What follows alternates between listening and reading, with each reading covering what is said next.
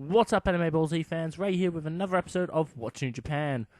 Now, apologies for not getting any episodes out for the past couple of weeks, as I have been unable to record due to a case of bronchitis, which meant that I couldn't speak more than 2 sentences without coughing my lungs up. As you may be able to tell from my voice, I'm still not completely 100%, but I feel that I'm 2 steps away from Criddle physically coming over here and using less than acceptable means to get videos out of me, so I decided that I'd finally sit down and record another episode. But enough about that. What's New Japan? It's a segment where I find out what anime is coming out in Japan, and I tell you about it in the hopes that when it finally gets an official release in your country, you'll be excited enough about it to go check it out. So without further ado, let's get started. First up on my list for this week is an anime called Nummy Oh no Marumo Son. It follows the story of a guy named Takuro Mukojima, who is a lonely teenager who spends his time fishing at the pier. And to his incredible surprise, he fishes up Muromi, a mermaid.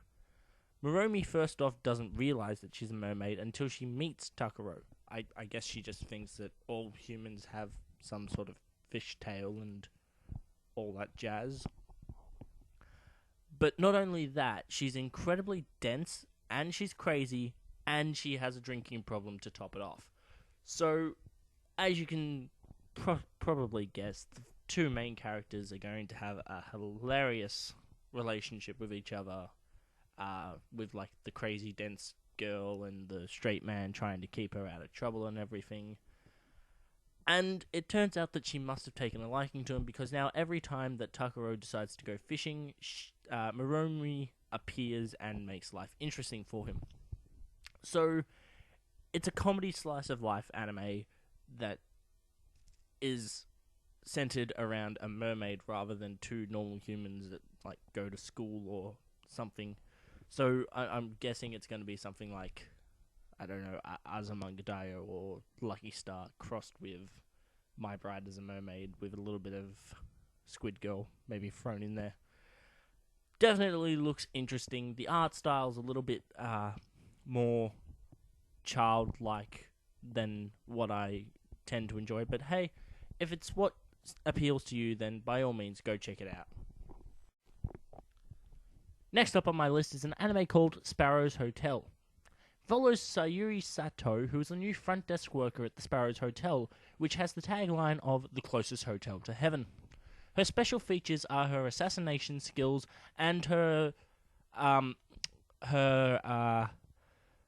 large physical endowments.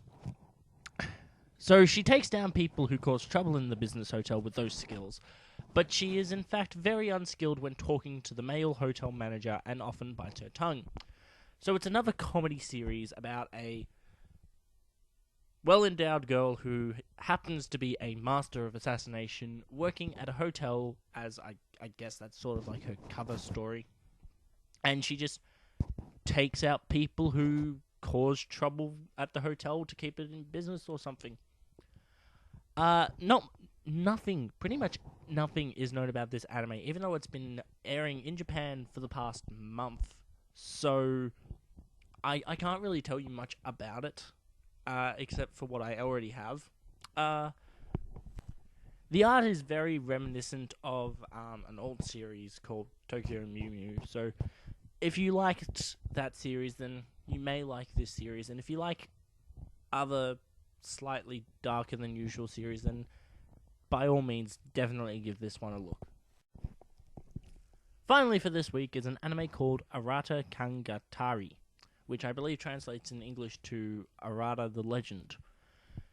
It's set in a world where humans and gods coexist, and Arata, the main character, has had the unfortunate honor of being the successor to the Hime clan. This means that he has to pretend to be a girl or face death if his true gender is discovered. On the day of his inauguration, an assassination plot forces him to flee, and he somehow winds up in modern-day Japan. Meanwhile, a boy named Arata Hinohara, not to be confused with the main character who is just named Arata, ends up getting sucked into the first Arata's world and finds himself dealing with people after his life. to clarify that last statement, the two Aratas look very, very similar, which is going to cause incredible confusion for later on in the series. And when the first Arata left his world, everyone thought he was dead. So the second Arata turning up in the world is just like, holy hell, the guy's not dead, blah, blah, blah. You know how the plot goes anyway. So it's a shonen fantasy adventure anime, and the art style is, it reminds me a lot of Fushigi Yugi, I think is the name of the series. And it actually has a rather interesting plot. It's definitely not... I don't want to say it's mainstream, because it's going a little bit off the beaten track, but it has been done before, so it shows innovation, but not an overabundance of it. Still, it definitely looks like a great series. Currently airing in Japan as well. Definitely make sure to give that a check out if it sounds like it's up your alley. So, a slice of life anime that has a main character as a mermaid, an anime set at a hotel where the front worker is a master of assassination, and a shonen fantasy adventure anime which does do things differently but doesn't do enough things differently to really stand out from the crowd, is what I've brought you for this week of What's New Japan. If one of them sounds like your cup of tea, then definitely make sure you give it a check out. I'm Ray. This is another episode of What's New Japan. Catch you on the flip side.